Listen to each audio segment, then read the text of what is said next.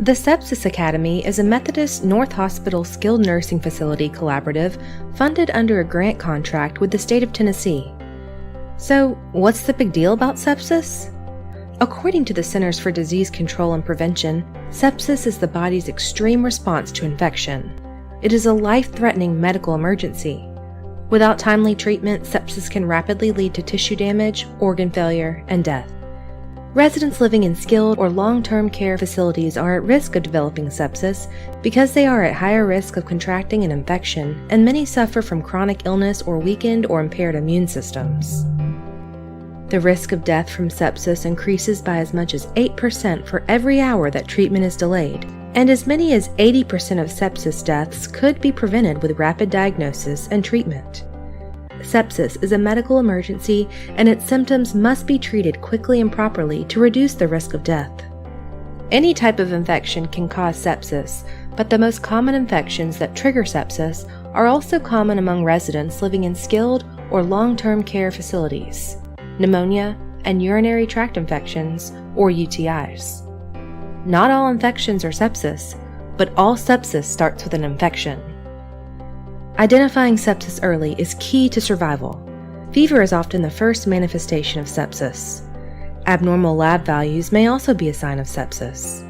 There are signs we can look for that don't include lab work, such as altered mental status, confusion, depression, sleepiness, or difficult to arouse, cold, shivering, fever, sweating, pain or discomfort, difficulty breathing or shortness of breath, fast heart rate, the patient doesn't look right or complains that they don't feel right, and decreased urinary output.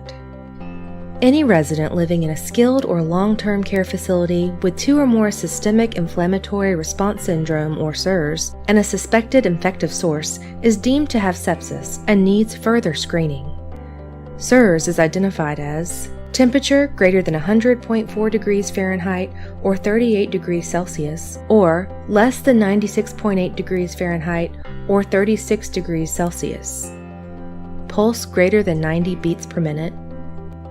Respiratory rate greater than 20. And white blood cell count greater than 12,000 or less than 4,000. Early detection and prevention are essential in the fight to stop sepsis among residents living in skilled or long-term care facilities. The top preventive measures skilled or long-term care facility staff can take include good hand washing, assisting patients with daily bathing to keep the skin clean, and getting vaccinated to help prevent infection.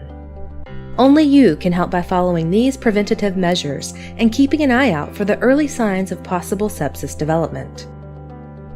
For more information or to join the Sepsis Academy project team, contact the Methodist North Hospital Skilled Nursing Facility Collaborative at 901-516-5800 or send an email to one of the addresses listed below. The Sepsis Academy is a Methodist North Hospital Skilled Nursing Facility Collaborative funded under a grant contract with the state of Tennessee.